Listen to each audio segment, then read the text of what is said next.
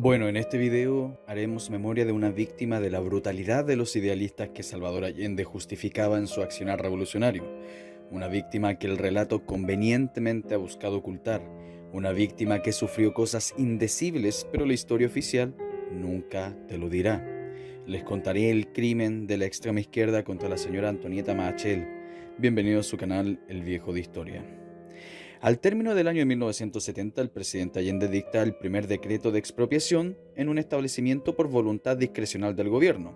La Unidad Popular de así daba principio a la política de expropiaciones a los particulares por un simple decreto.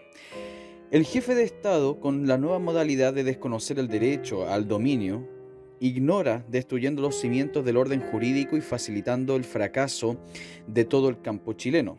Entonces, justamente el 29 de noviembre de 1970, doña Antonieta Machel de Ricaldi, nacida en Italia en 1930, era una agricultora chilena de origen italiano, dueña del Fondo La Tregua, que justamente ese día, el 29 de noviembre, un grupo de miristas, aproximadamente una veintena, se tomarían el fondo. Incluso algunas fuentes dicen que fue liderado por el mismo José Gregorio Liendo, el comandante Pepe, quien en 1973 sería ajusticiado por el gobierno militar por crímenes de lesa humanidad. Esta mujer sería maniatada, sería asaltada y sería vejada por la totalidad de los miembros del MCR.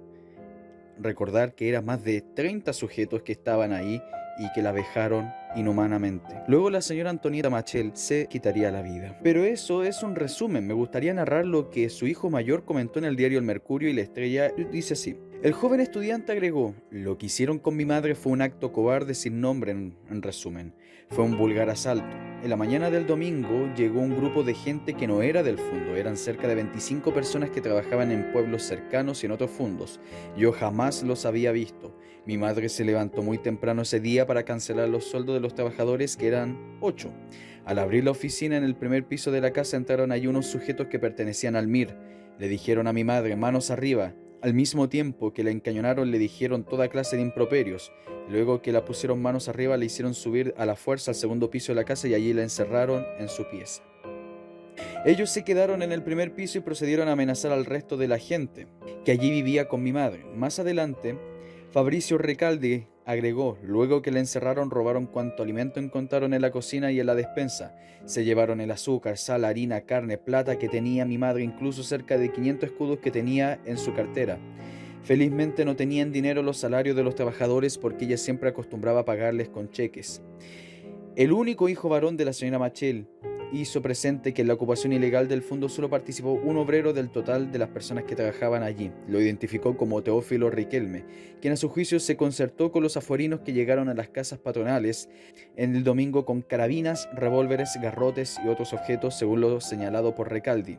Contó también que visitaron el fondo del intendente de Valdivia y el gobernador de Panguipulli y señaló que dichas autoridades le expresaron el propósito de buscar una solución al problema creado por el predio de Recaldi. Dijo sobre este punto, cito: las autoridades nos dijeron que se buscará una solución, pero previamente tienen que conocer el informe de un técnico agrícola que llegará de Santiago. Nosotros creemos que lo único que les interesa a los trabajadores y a todos es apoderarse del fondo, sin preocuparse ni de mi madre ni de nosotros. Hasta ahora los trabajadores afuerenos aún permanecen en el predio. Fin de cita.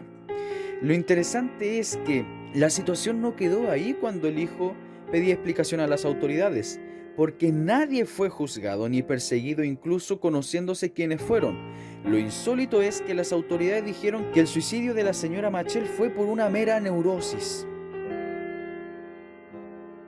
Más adelante, el 26 de julio de 1972, se acusó constitucionalmente al ministro del Interior, Hernán del Canto Riquelme, y cito así: el señor ministro pretende que la conducta del gobierno puesta en práctica por la Secretaría a su cargo ha evitado la violencia y las muertes que el país ha experimentado en otras ocasiones.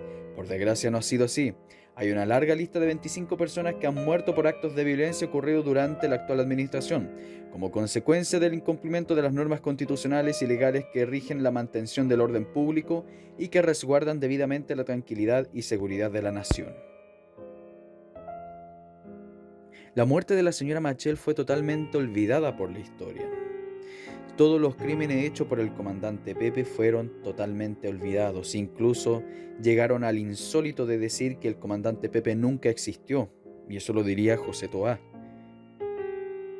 Pero el caso de doña Antonieta no fue el único en el terror del campo. El 12 de enero de 1971, la revista del MIR Punto Final hace un recuento de las tomas recientes en la zona de Cautín. Se toman una reducción de más de 200 hectáreas. La comunidad de José Palquehue toma la posesión de 160 hectáreas. La comunidad de José Curaqueo recupera, entre comillas, mediante acción directa, más de 120 hectáreas. La comunidad de José Catrileo toma 98 hectáreas. El comité Caupolicán se toma 120 hectáreas del fondo Pindapulli, en Villarrica. En la hacienda Nilahue, un grupo desconocido entre los que se halla los socialistas Joel Marambio, que era diputado, y Juan Codelia, que era el intendente, protagonizan un tiroteo con los hijos del propietario José Barahona Puelma. El grupo busca las armas del fondo y secuestran y amenazan al rondín, que trata de impedirles el paso. El intendente hace detener a los dos hermanos Barahona y los somete a un interrogatorio público durante 3 horas. El 30 de abril, la Cora expropia la hacienda con el desalojo violento de los dos propietarios y su familia, y luego se promulga la discusión con los funcionarios de la Cora. El propietario con algunos familiares y amigos tienen que abandonar el fondo.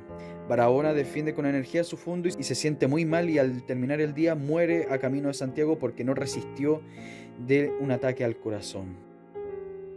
Todo esto se hizo bajo el gobierno de la Unidad Popular, y esto quedó totalmente impune bajo el gobierno de Salvador Allende. Tanto las expropiaciones ilegales y tanto el crimen contra la señora Antonieta Machel. Esto no se tiene que olvidar. Hay que recordarla como un mártir de la Unidad Popular. Espero que le haya gustado. Nos veremos en un próximo capítulo, y este es su canal El Viejo de Historia.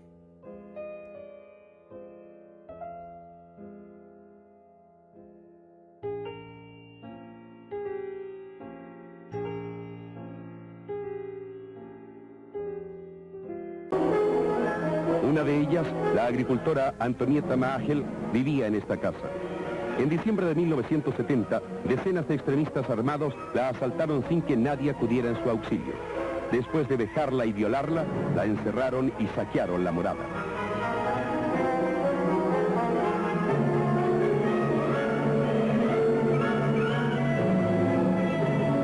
Desde esta ventana, la desesperada mujer miró por última vez lo que era suyo y se quitó la vida mientras el saqueo proseguía.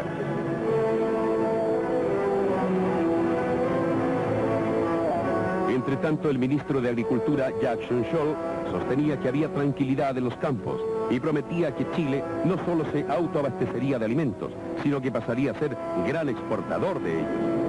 Los campesinos en un comienzo creyeron cuando él les decía que la tierra sería de los que la trabajaban.